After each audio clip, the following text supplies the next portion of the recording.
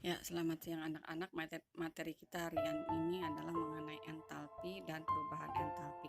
Jumlah dari semua bentuk energi dalam suatu zat disebut entalpi atau kalor yang dilambangkan dengan H. Entalpi akan tetap konstan selama tidak ada energi yang masuk atau keluar dari zat. Besarnya entalpi tidak dapat ditentukan. Yang dapat ditentukan adalah perubahan entalpinya. Perubahan entalpi adalah perubahan kalor yang terjadi pada suatu reaksi kimia. Ya, untuk persamaan reaksi A plus B menjadi C plus D sehingga perubahan entalpinya delta H sama dengan H produk dikurangi H reaktan, yaitu yang HC plus HD dikurangi HA plus HB. Jadi delta H sama dengan HP dikurangi HR. Delta H itu perubahan entalpi, HP itu entalpi produk, HR itu entalpi reaktan. Ya, jika H produk lebih kecil daripada H reaktan, maka akan terjadi pembebasan kalor di mana delta H-nya menjadi negatif.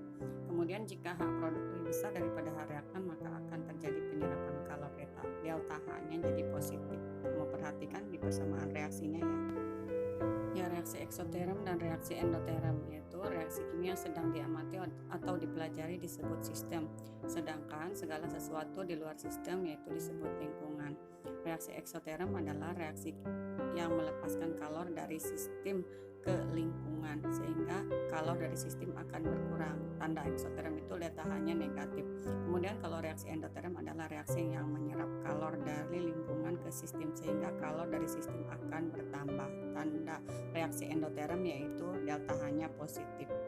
Ya, dilihat gambarnya, di situ ada lingkungan dan sistem ya, dimana kalor keluar dari sistem itu ditandai dengan tanda panah merah, kemudian kalor masuk ke sistem ditandai dengan tanda panah biru. Ya, yang keluar dari sistem itu negatif, yang masuk ke sistem itu positif. Ya, kemudian diagram tingkat reaksi untuk reaksi eksoterm dan endoterm. Terlihat di situ untuk reaksi eksoterm delta H-nya negatif ya, karena untuk produknya lebih kecil daripada reaktan. Sedangkan untuk yang endoterm itu delta H-nya positif karena produknya lebih besar daripada reaktan. Ya, persamaan termokimia adalah persamaan reaksi yang dilengkapi dengan harga perubahan entalpi atau delta H. Persamaan termokimia menyatakan jumlah kalor yang dibebaskan atau yang diserap pada reaksi tersebut. Untuk menyatakan besarnya perubahan entalpi yang terjadi pada reaksi kimia digunakan satuan kilojoule, di mana di situ ada persamaan reaksi kimianya dituliskan, kemudian dilengkapi dengan delta H-nya atau perubahan entalpinya, apakah positif atau negatif. Jika positif berarti reaksi endoterm, jika negatif berarti reaksi eksoterm. Ya, contoh reaksi eksoterm dan endoterm yang sebelah kiri, CaO plus H2O menjadi CaOH2, di mana delta H-nya lebih kecil dari 0, itu untuk yang eksoterm. Kemudian yang sebelah kanannya di situ, di mana produknya lebih besar daripada reaktan sehingga delta H-nya lebih besar daripada 0 atau positif ya. Di sini berarti endoterm. Ya, penentuan harga perubahan entalpi yang pertama dengan kalorimeter. Kalorimeter adalah suatu alat untuk mengukur jumlah kalori yang tabel-tabel pada umumnya ditentukan secara kalorimetris. Kalorimeter sederhana dapat disusun dari dua gelas plastik bahan non-konduktor sehingga jumlah kalori yang diserap atau yang dibebaskan ke lingkungan dapat diabaikan. Jumlah kalori yang diserap atau dilepaskan larutan dapat ditentukan dengan mengukur perubahan temperaturnya. Ya, berikut gambar kalorimeter bor. Ya, data yang diperlukan untuk menghitung kalori yang diserap atau yang dikeluarkan oleh sistem reaksi adalah perubahan temperatur sebelum dan sudah reaksi, delta T-nya yang kedua dikurangi T yang kedua dikurangi T yang pertama, di mana untuk T yang kedua yaitu temperatur akhir, kemudian T yang pertama itu temperatur mula-mula, kemudian masa total larutan, kemudian kalor jenis larutan, di mana jumlah kalor yang diserap atau dilepaskan dirumuskan dengan Q macet atau Q M kali C kali delta T.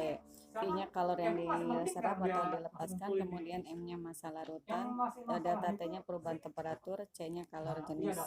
Cara menentukan perubahan entalpi yang pertama dengan entalpi pembentukan standar, yaitu perubahan entalpi pada pembentukan satu mol senyawa dari unsur-unsurnya pada keadaan standar. Contohnya entalpi pembentukan gas CO2. Ya, entalpi pembakaran standar yaitu perubahan entalpi pada pembakaran sempurna satu mol unsur atau senyawa dalam keadaan standar. Contohnya entalpi pembakaran gas CH4. Entalpi penguraian standar yaitu perubahan entalpi pada penguraian satu mol senyawa menjadi unsur-unsurnya pada keadaan standar. Contohnya entalpi penguraian gas NO adalah minus 90,4 kJ kilojoule per mol. Ya, dengan menggunakan hukum Hess, tidak semua perubahan entalpi dapat diukur secara langsung dengan kalorimeter. Perubahan entalpi pembentukan misalnya tidak dapat diukur dengan kalorimeter. Nah, untuk itu digunakan cara lain untuk menghitung perubahan entalpi tersebut. Nah, kemudian menurut Henry German Hess menyatakan bahwa perubahan entalpi reaksi hanya tergantung pada keadaan awal dan keadaan akhir saja, tidak tergantung pada jalannya reaksi. Pernyataan tersebut dikenal dengan hukum Hess. Contohnya, misalnya C plus O2 delta H-nya min 393,5 menjadi CO2, atau bisa juga ke CO plus setengah O2 baru ke CO2. Kalau dijumlahkan itu sama saja, cuman berbeda jalannya. Ya, perubahan entalpi dengan menggunakan energi ikatan. Energi ikatan adalah perubahan entalpi yang diperlukan untuk memutuskan ikatan tertentu dalam satu mol molekul gas. Jadi semakin tinggi tingkat energi ikatannya, maka semakin sulit pula ikatan tersebut dilepaskan karena dibutuhkan lebih banyak energi.